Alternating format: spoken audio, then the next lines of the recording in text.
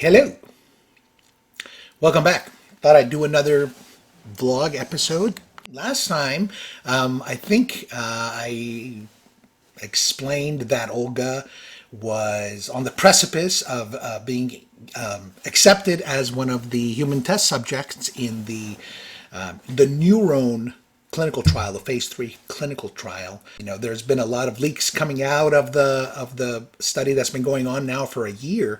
So folks have been seeing a lot of improvements, and so we were very fortunate when we found out that she met all of the inclusion criterion, including the exclusion criterion that was published. And younger than 60, breath was strong, could lie on her stomach, wasn't on any medication. Excellent. Everything went beautifully. So we submitted all of our information and didn't get in. Yeah.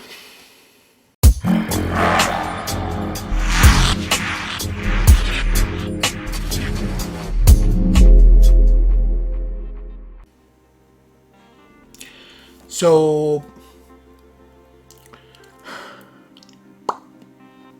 all right, let me try to explain. So, when we found out that the UC Irvine Research Hospital was one of the sites that the Brainstorm organization, which is this Israeli company that has come up with a formulation and a process called the NurOwn treatment, and we were thrilled. We were excited. We're like, oh my gosh, I can't believe it. It's a 45-minute, hour-long drive. We live in North San Diego County, and UC Irvine is South Orange County, and San Diego County and Orange County are right next to each other. They kiss. Between them are a couple of smaller cities.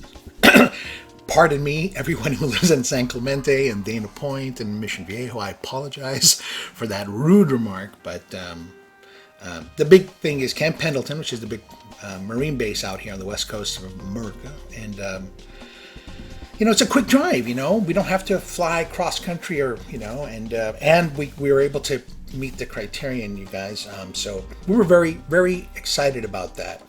And we were able to connect with them very quickly. So I contacted the clinical trials manager for UCI specifically. And she was beautiful and wonderful and gave me, very quick access. She asked me a couple of pre-screening questions, met those. They sent us information. Then she connected me with the research coordinator, great lady named Jeanette. And I was, on it, right? On it. And they really put you through the ringer with these things. I mean, I've read a lot of pals and cows, on the Facebook groups and in other online communities that I participate in.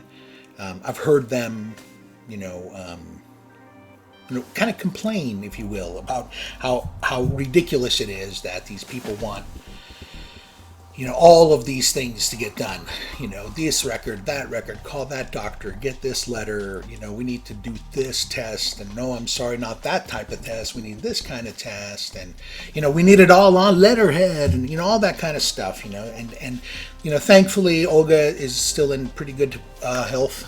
My hope is that she's going to be a slow progressor, but she's starting to get a little shaky. She's losing her balance un poquito. I'm not sure if that's because of a medication that she's taking for something else. And so anyway, she can still do things, and she's got me, and it all happened right when I was on summer break from my full-time gig. And so we're able to move pretty quickly. I can't imagine somebody who has progressed pretty far and still qualifies having to jump through all of these hoops that this university made us go through. So anyway, get all the paper, get the information to her, and then some stuff starts happening about that brain surgery that she had 5 years ago, and I kind of got a little keyed. I asked, well, what could possibly be wrong? She said, well, hold on, we'll get right back to you. And we sent them everything, MRI results, letters, clinical notes, the whole shebang. And then I got an email from her saying, hey, this is the research coordinator saying, listen, I'm not sure. Dr. Goyal and I have, she's looked at the files and I don't think she's going to be okay with you being in the study. But what? For what? Because of the brain surgery. And I'm like, okay, well, what about the brain surgery? That's not on the exclusion list. What if it was 20 years ago? Or what if it was, 6 years ago instead of 5 years ago? What's the issue with the brain surgery? There's nothing to do with the brain here, right? This is a lumbar puncture that they're doing. That's the medical procedure, Yes, I understand that it's the central nerve system. I get that. But just tell us what the issue is, and if we can mitigate the issue, that is to say, if we can get maybe a reference from a neurosurgeon, then maybe we can move forward. If we can't, we can't. I'm not going to, what can I do? I understand this is not a medical service they're providing. This is a trial. This is a stone cold commercial trial. That's what they're trying to do. They're trying to get the highest results that they could possibly get so that when they go to top sheet results and go to registration with the FDA and the HMOs and the insurance companies and all the companies go, okay, we need to take this seriously, they can bump up that price point because they can say, look, our particular treatment was able to show these incredible results as opposed to that other company, which, by the way, turns out this isn't the only organization that does this. So, okay, there's more to come. So, so she contacts, I contact her, I call her like right away as soon as I get that email. Like literally, it hits my gate and I call like a minute after I read it. Unfortunately, I was driving in the car, exiting to go pick Olga up from work. And she'd already had a bad day, and I was hoping to be able to give her some good news. And of course, I was not able to give her that good news. In fact, I was able to only give her horrible news. My hope was that she hadn't seen the email. Anyway, I'm on the phone, exiting the pimpin' in. I have a speakerphone thing. So anyway, what's this, right?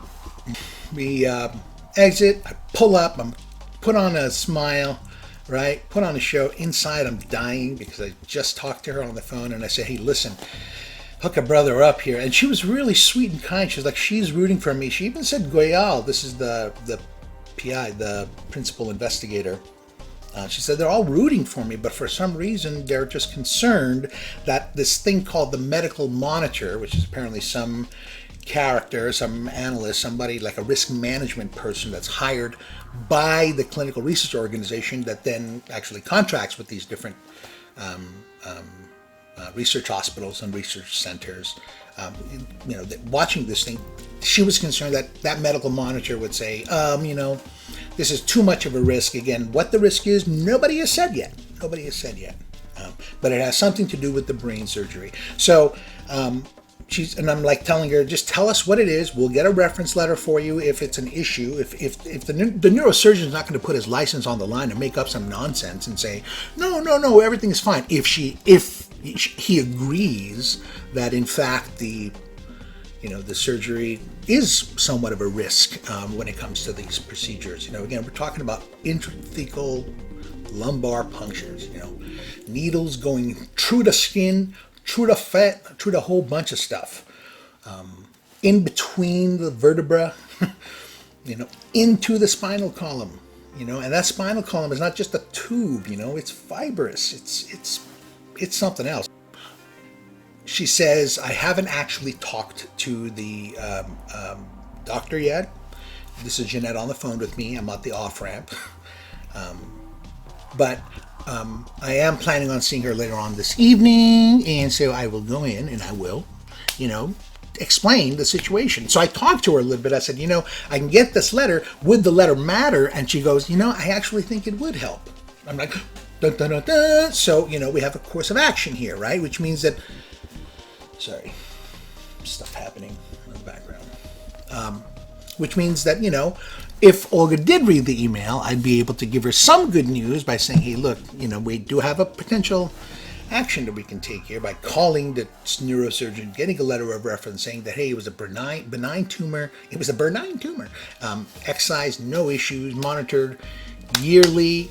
MRIs show it's a beautiful brain. Just like an orb.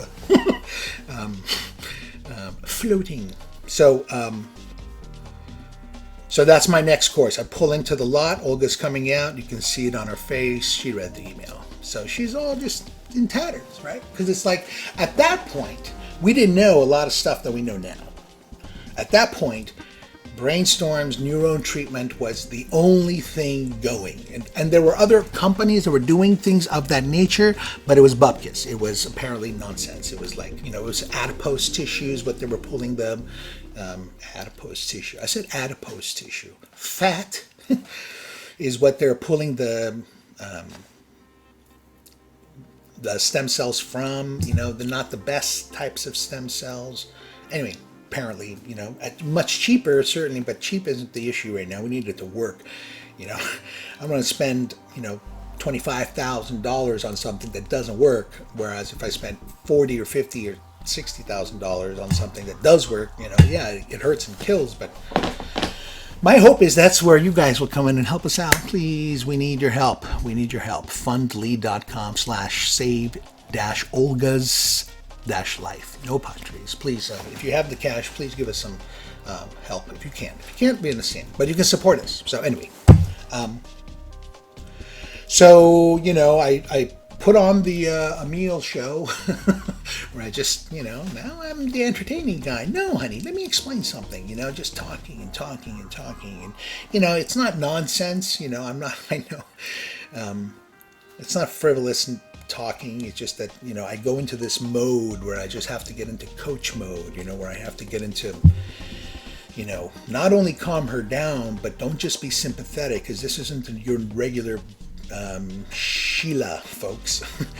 Olga is an incredibly intelligent woman, multiple master's degrees, an educator, decades through, recognized by the, Minister of Education of the, Russian Federation as one of the, top, the best teachers in Russia, right? That's like half the earth if you haven't seen Russia. All right, that's an exaggeration, but you know what I'm saying? She ain't gonna fall for the no, boo, boo, boo. She doesn't want sympathy. The only thing that distracts her or calms her down and connects with her is if I can engage her intellectually. And so it takes a lot of freaking energy, but she's my wife and I love doing it. I mean, shoot, I like talking to her more than anyone else. So it just takes a lot of energy to try to engage somebody who is, constantly cycling through, depression, normal, depression, normal. It's gripping stuff. It's gripping. It's not, it's like, when you hurl, pardon me, some people say they can control it, but, no, I can't. I think I can, actually. Shall we find out? Maybe that'll be an episode. So let's see if Emil can control his vomit. Yeah, this didn't turn out the way I was hoping it. This wasn't the thread that I was picking up. So she called us back, basically. Oh, rather, she sent me an email. So, yeah, we did talk to go. Yeah. Oh, no. Oh, the best thing happened. All right. So now it's that night, right? And so I have a very good friend of mine that has been very sympathetic, and we've been in contact a lot. We were talking, texted my friend this news, and my friend just, was, pretty devastated too, for a number of reasons. But so my friend goes, dude, let's go there tomorrow. And me, right? I'm like, what do I have to lose? Down with it. So I'm like, in my head, I'm picturing the two of us like in full on Pulp Fiction outfits, It's like Sam Jackson. You know who I am, right? Don't bound, but until I do my walk. All right, so, and I'm not going to back down once I commit to something. It's like a pride thing. It's a problem, probably more so than a badge of honor. But so yeah, okay, let's do it. I don't know what we're gonna do. I mean, I'm not gonna draw up signs and go. I'm not gonna be banging on Dr. and to meet that Goyal's office. She's like a young woman. She's like this awesome, amazing, badass neurologist. And I don't want to threaten or make her feel upset or anything like that, But at the same time, I don't give a what about her getting upset if I can get something done for my sweetie. So the next morning, the two of us, Olga's feeling like crap, so she didn't even go to work that day. She just stayed home. I pop in my car. I pick up my buddy, and we straight up go to UCI. like two little freaking like, have you guys seen the movie Spinal Tap? I swear to God, this was exactly what happened. Thank you very much. We don't know where we're going, right? We're looking for a single researcher, at UC Irvine, which, if you don't know about it, it's a huge complex, And, we're not dummies. We didn't narrow things down, but it came down to, was it in the neurosurgery department, the neurology department, or was it in their ALS clinic? So, in my brilliant detective brain kicked in, and I go, well, she probably doesn't actually do any of the clinic work because she is the researcher, so I bet she's actually in the neurology department. So that's where we went, and of course I was dead wrong. So we finally trek across UC Irvine to the ALS clinic, which, by the way, not bad, not great, but not bad. And we just step up and go, hello, we would like to meet Jeanette. And she's like, and you are? And I'm like, no. It doesn't matter who I am. No. We were really cordial, not threatening, not smart alecky, trying to be good people, stepped up and said, yeah, that's what we want to do. Explain the situation. I said, look, I'm just here to talk to her about what's happening, right? Because I wanted her to know that there is some pressure here, folks. I'm not just an email away. This is real, and you're going to deal with me. I'm not going to yell at you and be a jerky poo, but emails and phone calls are easy to ignore and deal with. It's pretty hard when you got a 300-pound man standing in front of you. You got to do something. So anyway, so we wait. She goes, yes, she'll come out and see you, and we wait. And we wait, hour and a half almost, nada. And I started to feel like those,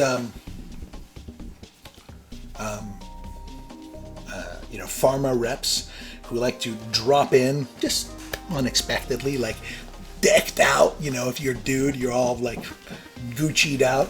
Yeah, honey, come on in. I have a rash. You have a rash? Yes. Okay, let's go. Let's go to the doctor.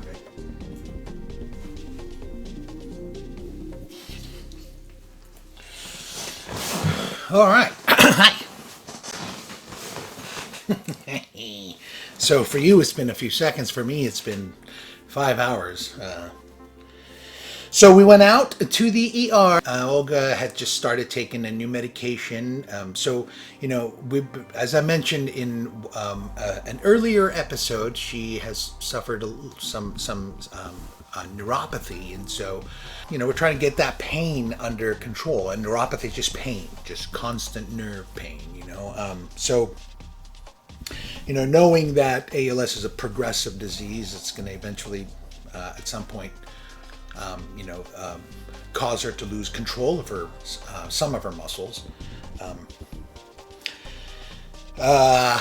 We want to get the pain under control so she doesn't have to deal with all of that stuff, So we did find a great pain specialist, specifically because he's a researcher. He does most of his time is in research, and he also has some patients. And so we were able to get in with this guy, and he prescribed this new medication, and the medication, the idea was that it would interact with another med that she's taking, and that synergistic effect would almost deaden the entire pain. So she took it, but they told us that if there is a rash that breaks out, and we need to go to the ER immediately because apparently it's a life-threatening thing. So, but they said, don't worry, it's a very, very, very rare occasion, and they were very adamant about the fact that it's a rare thing that would happen. And wouldn't you know it, it's the luck of the Irish, except I'm not Irish. So we did go there, and You know, it's a fast-acting rash, I suppose. I don't know what else to say. Because, like, you guys, I think you may have seen her. I don't know. She came in and said, we need to go. And I said, okay, let's go. She said she has a rash, and I didn't see anything, you know. Now, mind you, it's my little studio in here. It's, you know, it's kind of dark. And I'm not going to not believe my wife, right? I mean, if she's saying she has a rash, she has a rash. However, there was this thing that was happening. You know, because this is a terrifying, gripping thing that happens to you, you know, this progressive neurodegenerative disease thing. You know, when she learns of what a potential symptom is of ALS, she's been kind of keeping herself out of that world for whatever reason. Maybe it's denial, maybe she's, you know, working through her process of handling all of this stuff, but you know, when she hears about the symptom, it somehow manifests like that night or the next day, and then it goes away. You know, like for example, you know, when she realized that breathing is a problem for ALS patients, you know, and eventually that's one of the reasons why most ALS patients pass is because their aspiration stops. You know, the muscles that control the lungs, the diaphragm, and all the little, I'm going to call them interstitial muscles.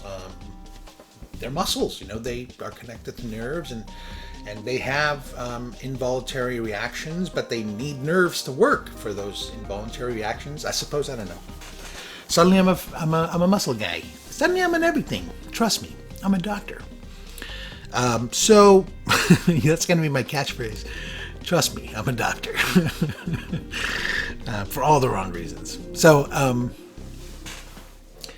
yeah, we went and they checked her out, and the registering nurse didn't see any rash either, right? So now in my headspace, I'm starting to, my hunch that maybe she is, again, having a psychological reaction more so than a physical reaction, because she didn't like the way the interaction of the two meds were making her feel.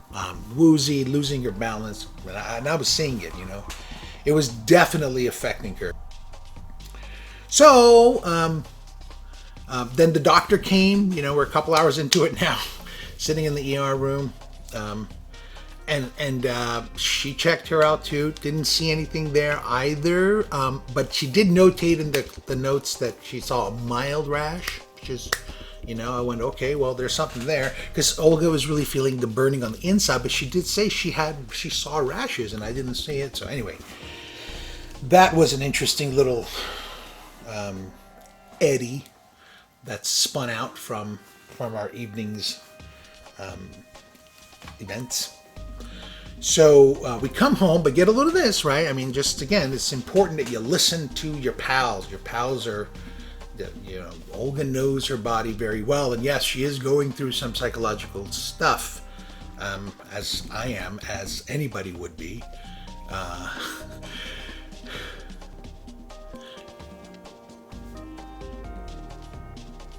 You know, I have to give her the benefit of the doubt.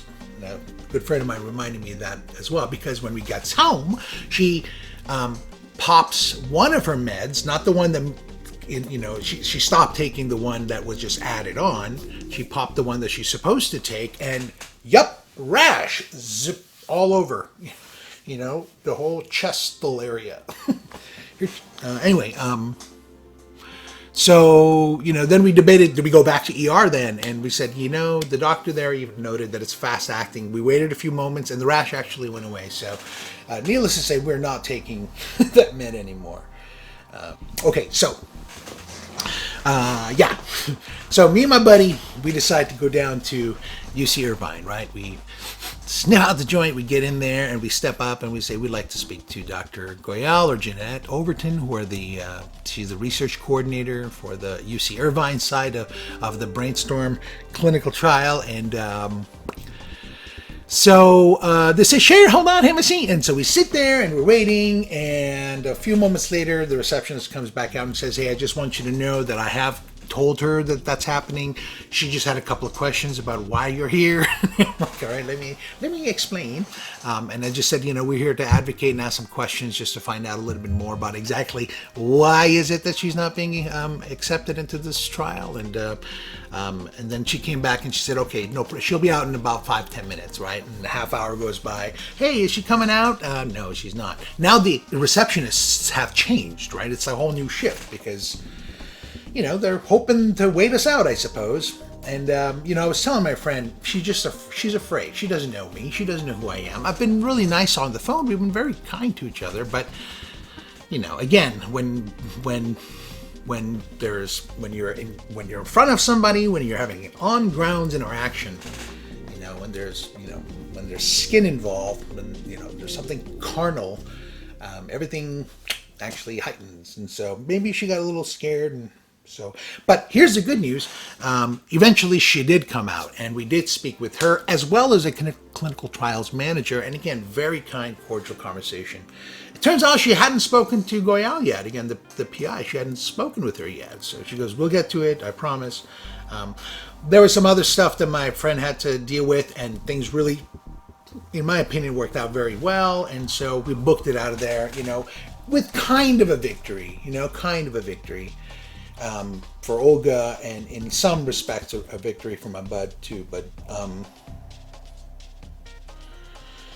needless to say, the next day we did get an email saying that we did talk it over, and nope, sorry, you're out. So I emailed her back and said, okay, thank you. Is there an appeals process? And she said, no, there is no appeals process. So that's what's happened.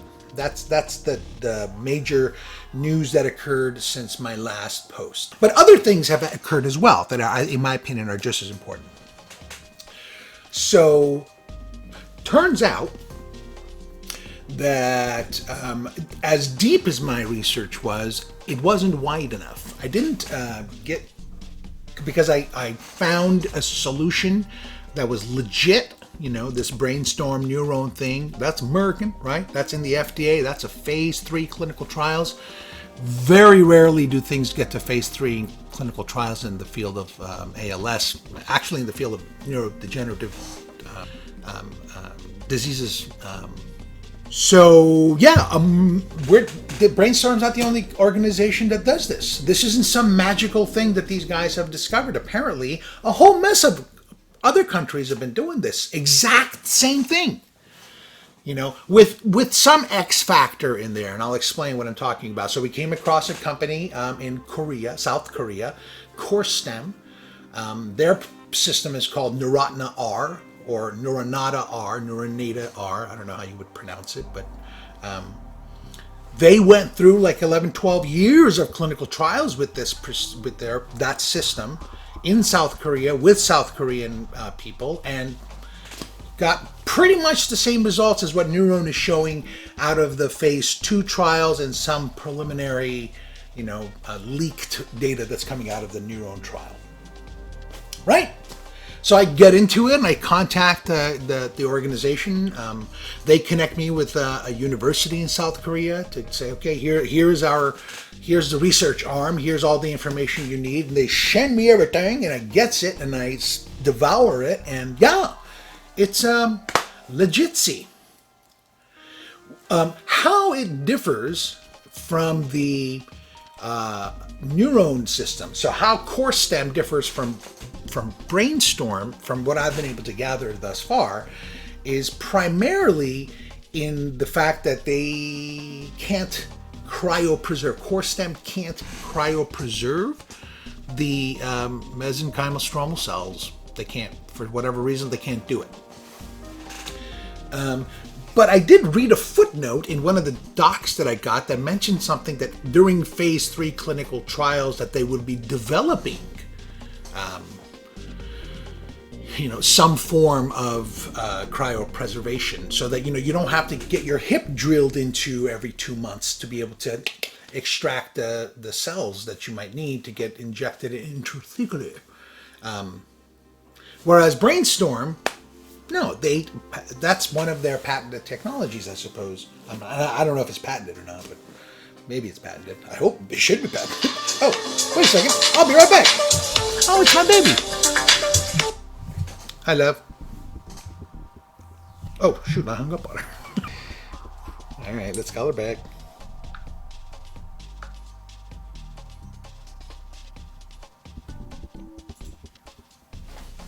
All right. Hi again. Sorry about that. I had to just take care of some stuff. We had to fire off a couple of emails to try to take care of a couple of things. I have very sensitive eyes, and I, used to work in front of computers a lot, and really need to protect my eyes. So I'm protecting my eyes, and I'm looking goofy. So, Corestem, incredible. What an incredible opportunity that we had no idea, right? Because what this means is that there's at least an avenue that's open to us. It's a very costly avenue, but it's an avenue that's open to us. So we looked into the pricing. I contacted somebody at the university, pardon me.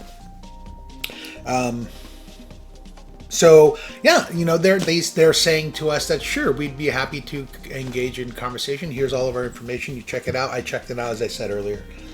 And what they also mentioned in that email is that they are slated to go to the FDA, the US FDA, in September 2019, which means that so they did 10-12 years of clinical trials with this Neuronata R thing in Korea, South Korea, and got the Korean FDA. I hate that.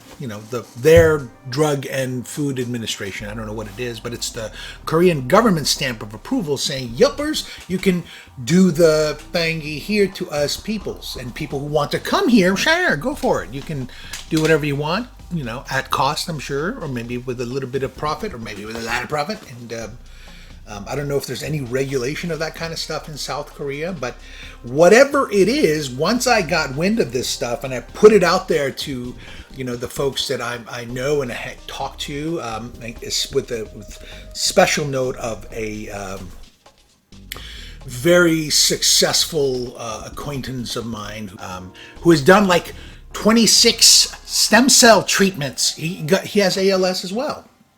I don't want to talk about them because I haven't asked them if it's okay for me to mention anything about them, so I'm speaking about a general person. But basically, this is a person that has done it all. Like apparently, the anecdotal evidence basically is that if you are lower neuron dominant onset, meaning that it's really your lower motor neurons that are being affected before your upper motor neurons, right? The upper ones being going from the brain to the backbone, to the spine, and then the lower motor neurons going from the spine outwards. If the lower motor neurons are deteriorating at a more dominant pace than the upper motor neuron, and apparently there are ways to test for that, which I don't know. I'll tell you about it, I'm sure. I'm going to find out. Then the interthecal procedure works gorgeously, or if everything else works well for you. But if you are upper motor neuron dominant, I don't know what the language is, I'll figure it out, then apparently the interthecal stuff don't work so good. Because we came across this really awesome dude, Jeff, I want to say his name is Newfelgeist. He's a public figure. He's all over YouTube, Twitter, all that stuff. ALS, young man, great guy. Apparently, I don't know. You never really know, right? And he did it, man. He raised like a lot of money from his friends and his family and his work and his extended family and extended colleagues and all that stuff. He raised a considerable amount of money. And went to Korea and he did the thing, and it was successful procedure with no effects.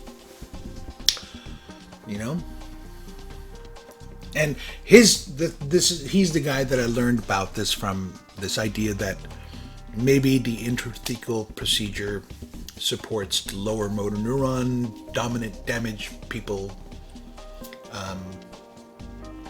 better than they don't. Maybe the folks that are lower motor neuron dominant are better served through the intrathecal procedure. So, what? We're just learning about this stuff, right?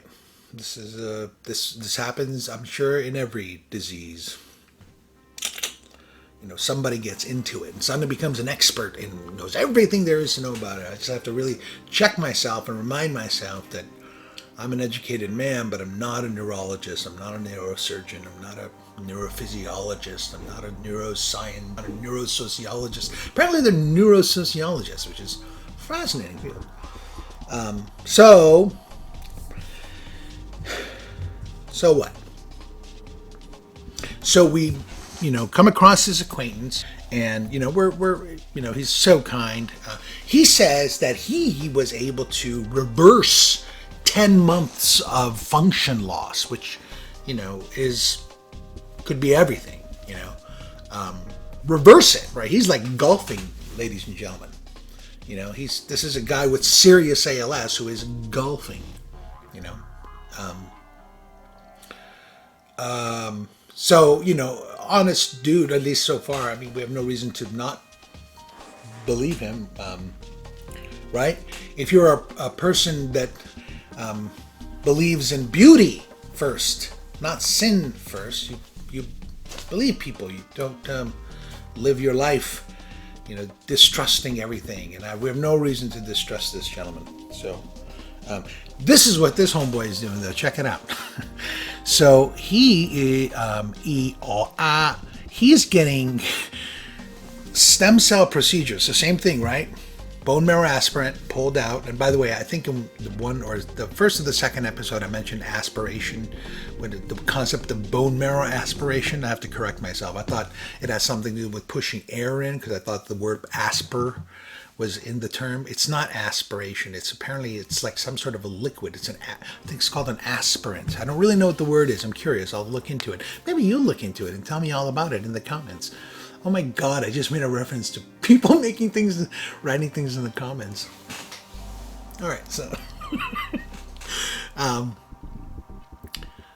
So yeah, extract aspirant, put it into little sauce, expands, all of the good stuff gets enriched and steroided out.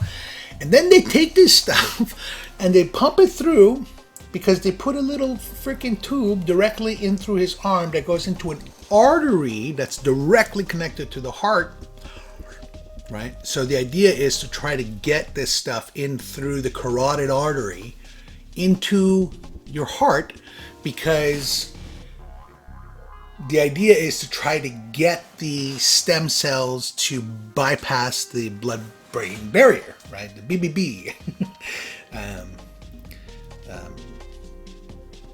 And I guess that's the methodology to be used in order to be able to somehow push these cells. You've taken it out, you've, cultured them outside your body, or ex vivo, you've cultured them, and then you push them back in vivo in the body.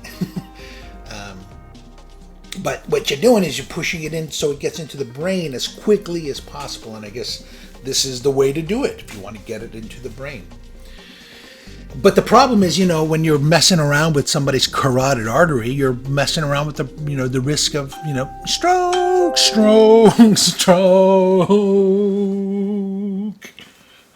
Wow.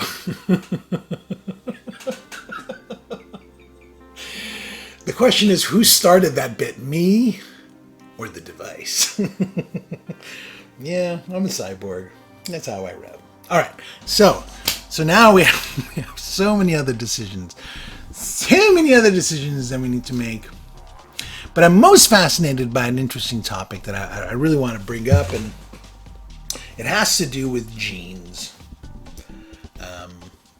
So we came across this clinical trial, a company called Biogen, and they're doing the same basic stuff. It's exactly the same thing. It's intrathecal stuff. It's, push it back in, they pull it out of your hip bone, same stuff, except their particular sauce is targeting two specific genes. One is called the SOD1 gene. One is called the C something 9 or something. Don't know much about that stuff, but and I mean, I saw a video of a dude that after the first procedure, he does have those two genes. So the only people that qualify for this clinical trial apparently are people who have these specific genes active. I guess. So we don't know if we have it. I don't know if Olga has these genes or not. So we're working towards figuring that process out. We've already made requests of our neurologist team to like, hey, look, can we get some testing going on here? They're saying maybe you should just contact the clinical trial because they might they might do the testing for you. So we'll get into all that stuff. But the point is, about 5% or so of people who have ALS apparently present a hereditary line with this stuff. So they may have seen it in their mother or their grandmother, or apparently it skips a generation. Sometimes it doesn't, but that's a very small number of people, and that's a terrifying thing, right? I can imagine just if I had ALS and I found out that I had a hereditary line and I had a child, how do you explain to your child that, sweetie, listen, you've got this thing inside you. Sorry about that. That, it could potentially cause you to lose complete control of your muscular system, your muscles, all your muscles. That's an interesting conversation I'm sure some parents have had across America. Actually, I'd love to hear from anybody who's had to go through something like that. I'd love to talk with you on camera, actually, if you're down with it. But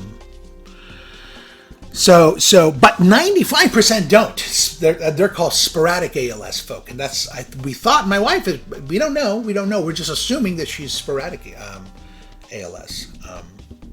Because they just don't know what the mechanism is. Now, I found out from this retired registered nurse last week that apparently there are 7 suspect mechanisms that the folks in white coats are honing in on. So I'm definitely going to be interested in that kind of stuff because I like that. It's kind of like a detective story for me. One of them I already knew about, which really came from a guy named Appel from Tejas, like 20 or 30 years ago. Guy said, maybe inflammation is the issue here. And everybody laughed at him and said, get out. And then like 20 years later, they go, oh yeah, inflammation is the issue. And figured out that this guy is like, the top dog, really. He actually not only knows ALS, this guy, apparently was able to stop it. He's able to stop it. But I'll get on that on another topic, another discussion. So, discussion. Who am I kidding? It's just me talking. So, bottom line. What are we going to do?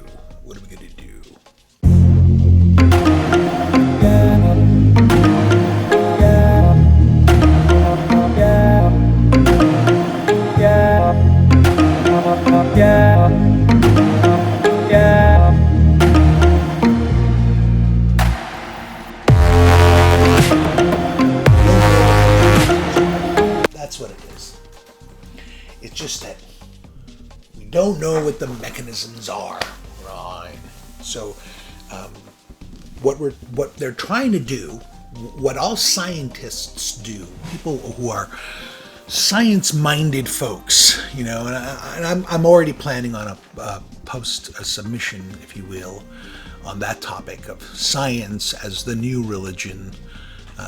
But I got to do a little bit more reading on the topic to see. Maybe I'm off. Maybe I'm wrong. But I'm starting to really have second thoughts about what's happening with science. I'm not dissing science. I'm certainly not discounting it. It's what I've built my life on. But I think it's time to rethink it a little bit, at least. More on that. So genes, right? Is this a genetic thing that happened that caused Olga? So I'm trying to get on the origins tip, right? How did this thing happen, right? So if you don't know Olga, you don't know this about her, but she was raised in a metallurgy town, feral, like iron production city, like out in the Ural Mountains of Russia. And, there's metal in the air. There's toxins in the air.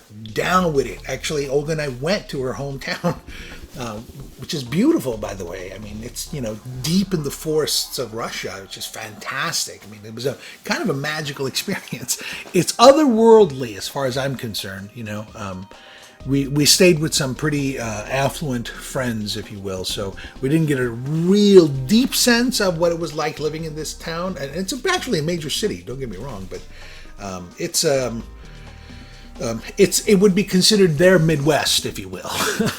And, and I love the Midwest. I'm telling you, it was a lot of culture, beautiful. But, there's something, very down-homey about it and something special about it. And, Arkansas is different from Nebraska. And Texas is definitely different from Tennessee. You know what I'm saying? So, there's flavors of the, folk of a country. Not the coastal people.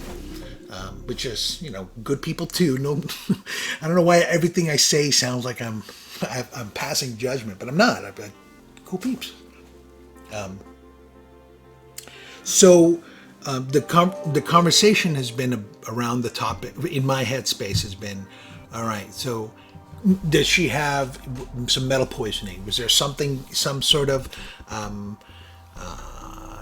sort of a toxin that was introduced into her system as a result of her childhood, that is now somehow activating and having some sort of an external event? Because apparently, with metal poisoning, which is a weird thing to hear, like when you're choking on the metal, what are you doing chewing on, lead?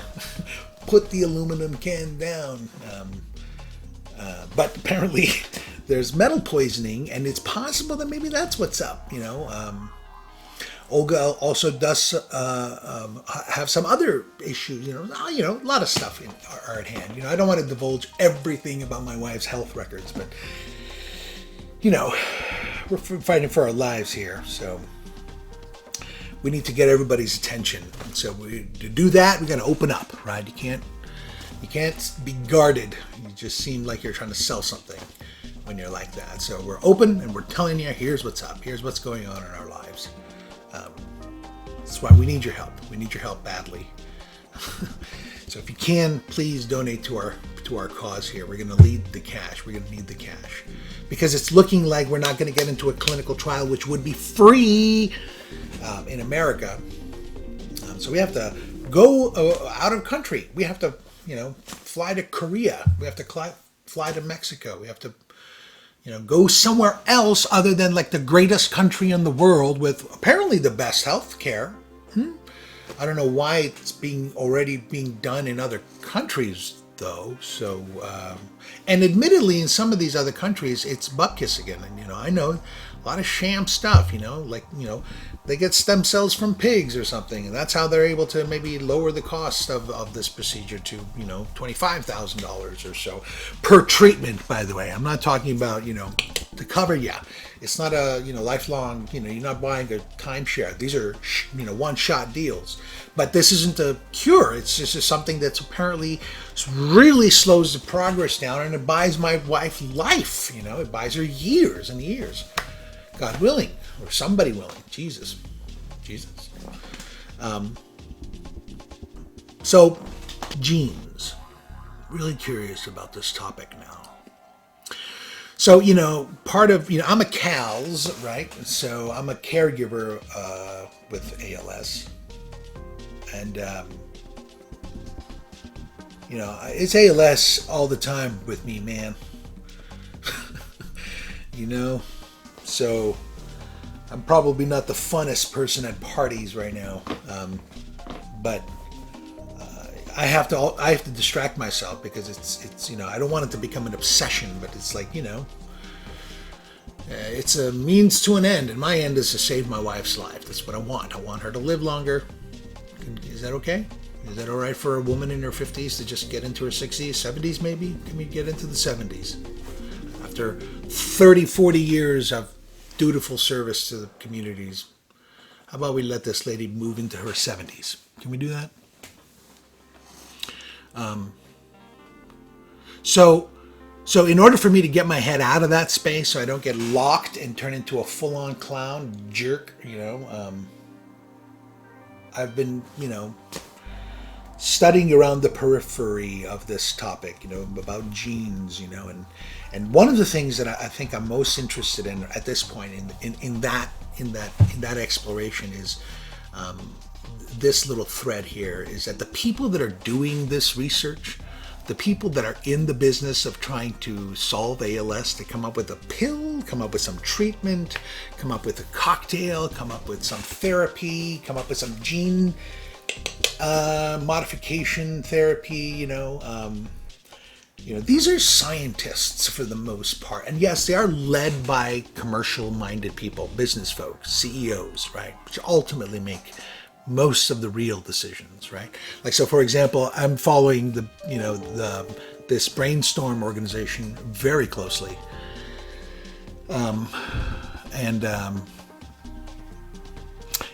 I rarely hear from the chief medical officer, but the chief executive officer is on camera day, right? And I understand.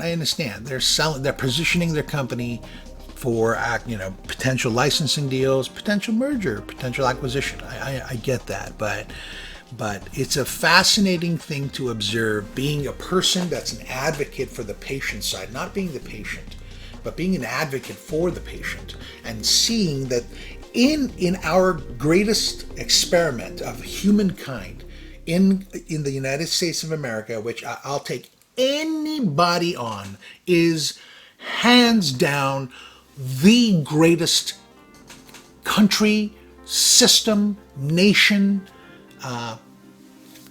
period. There's just no, you're wrong if you don't get that.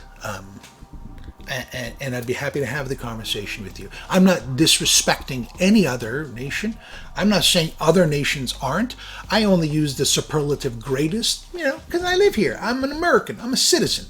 Rah-rah America, right? Just like somebody who lives in Egypt would be rah-rah Egypt, right? Or, that's how we roll. But it isn't necessarily excluding everybody else. I'm a global planetary dude, man. I'm a Jacques Fresca guy.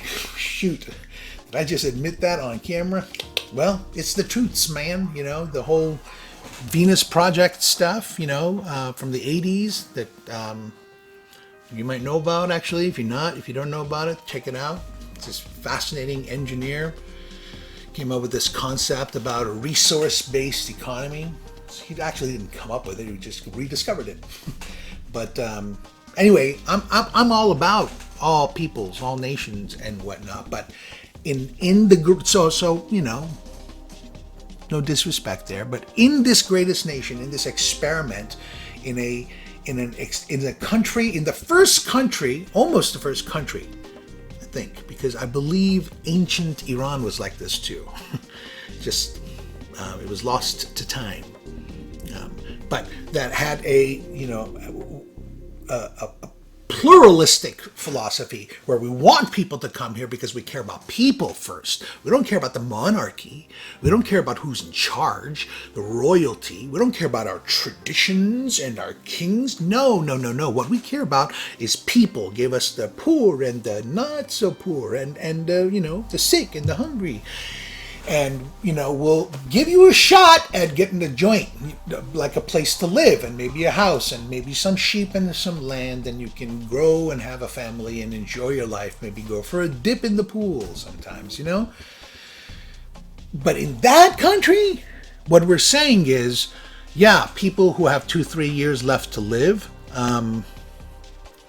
we're not going to take you into the clinical trials that would allow people who have 2-3 years left to live longer, because You are not the ideal candidate for us to take into the study.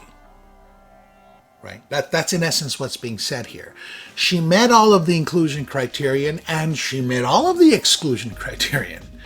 But because the sponsoring organization might be afraid to say, hey, look, if we present this data and point out that this lady had this kind of surgery 5 years ago, some critic down the line who might be trying to, maybe dissuade investors from coming into purchasing with Brainstorm or licensing with Brainstorm, or to up their technology by pointing out and saying, hey, look, this lady, she really wasn't actually suffering as bad from ALS to begin with, because she really was suffering from brain surgery, even though there's no evidence of that whatsoever. So that's the kind of risk that they're trying to mitigate. Now, do I know that for a fact? No, I don't, but I've asked for information and I haven't gotten the information.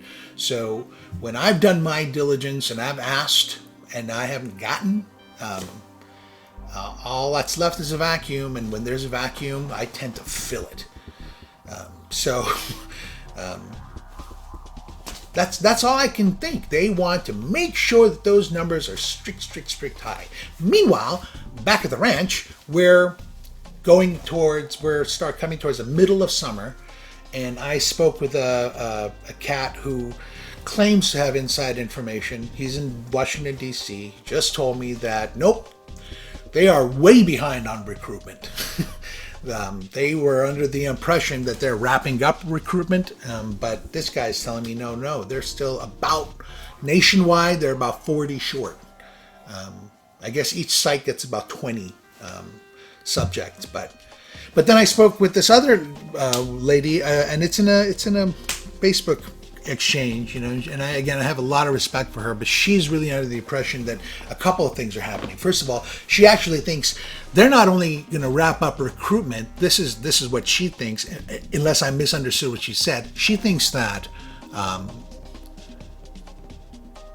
the study is going to wrap up at the end of this summer, if not in the end of this year, because she heard it from some research coordinator that either Brainstorm or the clinical research organization that they're contracting with, again, I have no insider information. This is all just, it's turning out to be a gossip talk show, it sounds like.